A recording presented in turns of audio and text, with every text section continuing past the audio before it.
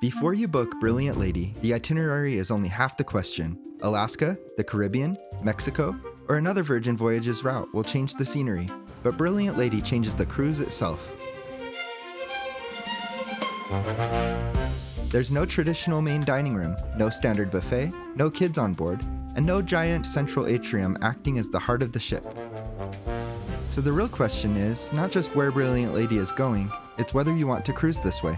Because this ship is built around a different rhythm. Restaurants instead of assigned dining, smaller social spaces instead of one big central hub, nightlife, wellness, design, and a lot of choices that feel different from the cruise lines most people already know. So this video is just the ship.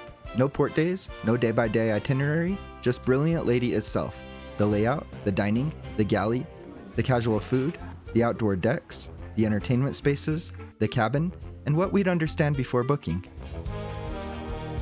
We also have the full 7-night Mexican Riviera review on the channel if you want the ports, the day-by-day experience, and what the whole week felt like. But this one is built for the bigger onboard question: what is Brilliant Lady actually like as a ship? The useful question is not, is it different? It is different. The useful question is whether that difference works for the way you cruise. Quick transparency, we paid for this cruise ourselves. Virgin gave us access to Richard's Rooftop during the voyage so we could show what the suite level area looks like. Everything here is still our own opinion. The easiest way to understand Brilliant Lady is to stop looking for a normal cruise ship map and start with Virgin's own language.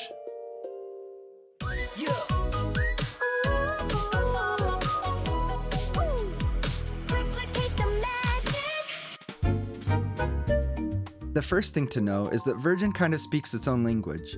Guests are called sailors, balcony cabins are called sea terraces, excursions are shore things, your room key is the band, and instead of one classic cruise director, there's a whole happenings cast that spreads the energy out across the ship. The difference shows up fast. From the second we board, Brilliant Lady does not feel like it's built around one giant atrium where everything funnels into one place. It feels more like a boutique hotel, a music venue, a design store, a food hall, and a cruise ship, all carefully curated together. The center of the ship is the roundabout. This is where we board, and it really is the heart of the ship. From here you can move outward into the dining, shopping, bars, and entertainment. And that layout starts to make sense once you stop looking for a traditional cruise atrium and just let Virgin be Virgin. Around the roundabout, decks 6 and 7 become your core social zone. This is where we keep passing through Draft House, enjoy the calm little ritual of Grounds Club coffee, duck into High Street and the merch shops, and get little reminders that Virgin's design instincts are much more hotel than theme park.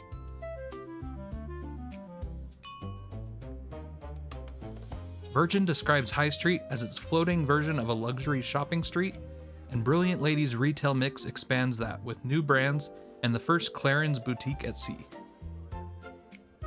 The shopping cluster is a bit like what you'd expect at a mall on land. You have High Street, Booty Free Shop, Necessities, the Virgin merchandise, and Clarins at sea. Even if you're not buying anything, it tells you a lot about what kind of ship this is trying to be. Also on these decks, you get some of the most obviously Virgin spaces. The Groupie is the private karaoke lounge, and Virgin describes it as a bookable karaoke space with private rooms, which honestly explains why it feels more like a tucked-away hangout than a public embarrassment factory. The social club is another one. On paper, it sounds like games and snacks, but in practice, it becomes this weirdly useful catch-all space. Arcade games, shuffleboard, trivia, free candy, quick snacks, floats, pretzels, and just a place to reset when you don't want to sit at a formal bar. Virgin even describes it as the place for games, nostalgia, and classic comfort bites, which is honestly exactly what it feels like. Then you have the performance spaces. The Manor is the nightclub and immersive venue. The Red Room is the main theater. And the Red Room is genuinely one of the smartest entertainment spaces at sea because it can change format depending on the show. We first see it set up one way for comedy, and later we see how much that room can transform. Lower down, you also pass spaces like the Casino, Squid Ink, Stubble and Groom, Dry Dock, and Eyes and Shine. Even that list says a lot. Cruise ship tattoo shop, barber, salon, and eyewear store. None of it feels accidental. And then there's the food setup, which is the real headline on this ship. Virgin replaces the usual buffet and main dining room rhythm with a bunch of distinct restaurants and casual spaces. The reservation restaurants are Extra Virgin, Pink Agave, The Wake, Gun Bay, Rojo by Razzle Dazzle, and the Test Kitchen. These are included, but they feel like the premium restaurants that would cost extra on a lot of other cruise lines. Virgin's own dining pages frame the whole concept around included chef-driven dining across more than 20 eateries with no buffet in sight. Extra Virgin is the Italian restaurant, and it ends up being both our first dinner and our last. Virgin describes it as the place for antipasti, fresh pasta, grilled meats, seafood, and affogato for dessert. Pink Agave is the Mexican restaurant, and Virgin describes it as inspired by the food scene and energy of Mexico City. The room is darker, moodier, and a little louder, and it works really well on a sea day when you want dinner to feel like a part of the night, not just the meal before the night. The Wake is the glam steak and seafood room at the aft. Virgin literally describes it as a modern twist on a mid-century chop house, and the big theatrical entrance down the staircase really does sell the mood. Gun Bay is the Korean barbecue, and Virgin is very upfront that it's supposed to be social. Shared tables, live grill, drinking game at the start, big energy. If you get a good table, it becomes one of the most memorable meals of the week. Rojo by Razzle Dazzle is exclusive to Brilliant Lady, and that is one of the easiest ways to explain why it feels especially interesting on this ship. Virgin says it reimagines the old Razzle Dazzle space around Spanish communal dining, and that's exactly the lane it stays in. Great brunch, good dinner, and one specific bacon program that keeps pulling us back. Then there's the Test Kitchen. Virgin describes it as a chef-driven tasting menu built around ingredients instead of regular dish names, and that is part of why it feels so different from everything else on the ship. It's the place where the cruise gets the most experimental. For casual food, the big hub is the Galley. Virgin calls it an elevated food hall, and that's the right way to think about it. It gives you the freedom of a buffet, but with stations and made-to-order food instead of one giant line. Virgin specifically describes it as a mix of a bakery and pastry shop, panini shop, burger grill, taco shack, sushi bar with bento boxes, noodle bar, soup and salad stand, and a 24-hour diner. Here's the galley map that finally makes sense to us after about 3 laps. The sweet side is pastries and desserts. Well bread is the baked good corner. Hot off the press handles paninis and toast-style items. Burger bar is exactly what it sounds like. Let's Talk About It is tacos and breakfast burritos. Bento Baby is sushi and bento boxes. Noodle Around is ramen and noodles. The Daily Mix is salads, vegetables, and rotating hot dishes.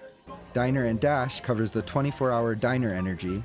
Quickies is the grab and go by the entrance, which is where we found the delicious Tres Leches cake each afternoon. Pops and Bubs is the bubbly and frozen treats side, which does cost extra. And the drinks split out into Tap That Cold, Tap That Hot, Grounds Club 2, and the self-serve soda area, which matters because Coke Zero exists there and we become emotionally dependent on it faster than planned. Virgin definitely has fun with the names. After a couple meals, the whole place starts to feel less like a buffet and more like a food court that we actually know how to use. Outside the Galley, the casual places still matter.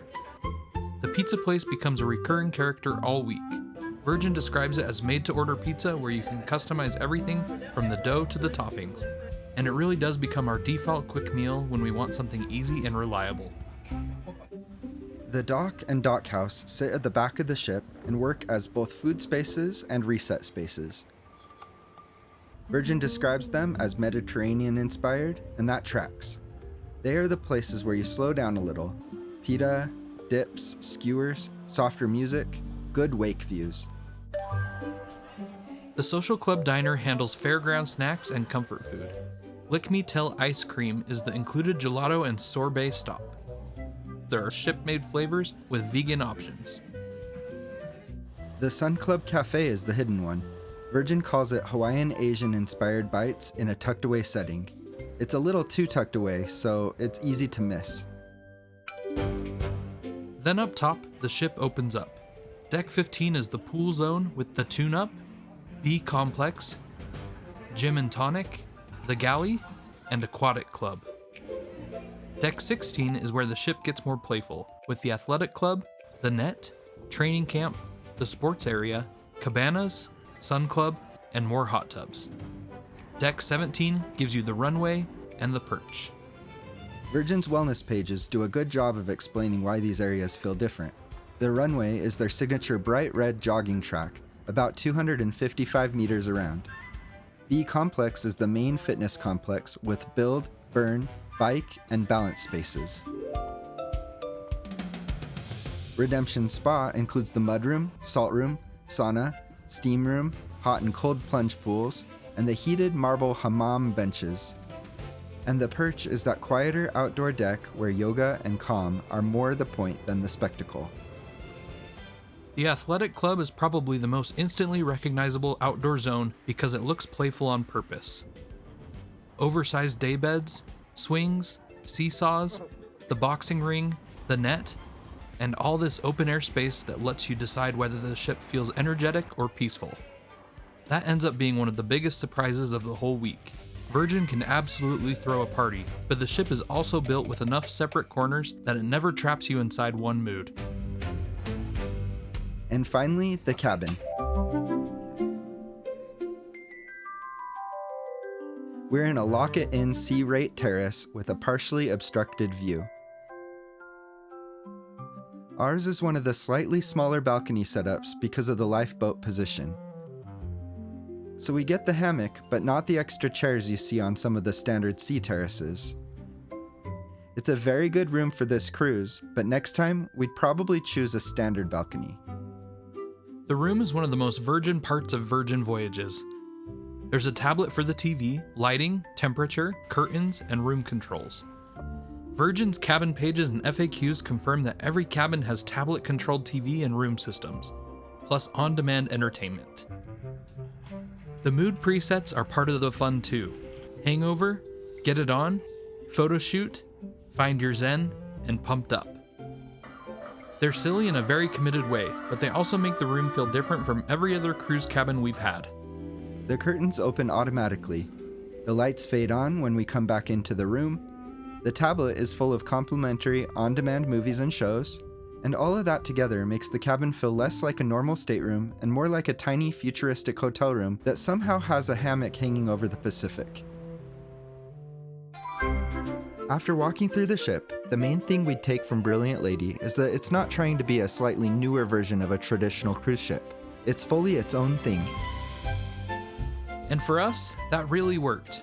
The food is spread across restaurants instead of one main dining room. The energy moves around the ship instead of coming from one giant central hub. And because it's adults only, the whole rhythm on board feels different from most of the cruise lines we've tried. That does mean Brilliant Lady may not be the right fit for every cruiser. If you love a big buffet, a classic atrium, family programming, and a more traditional cruise structure, this might feel a little too different.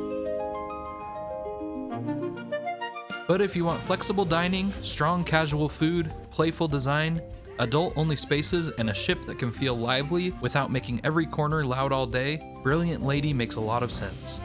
That was probably one of our favorite parts of the ship. It can turn the volume up when it wants to. Scarlet Night is a whole production. The pool deck can get loud. Some spaces are clearly built for later nights. But then you can walk away from that and find quiet corners, early morning coffee, sea spaces, wake views, and places where the ship feels calm again.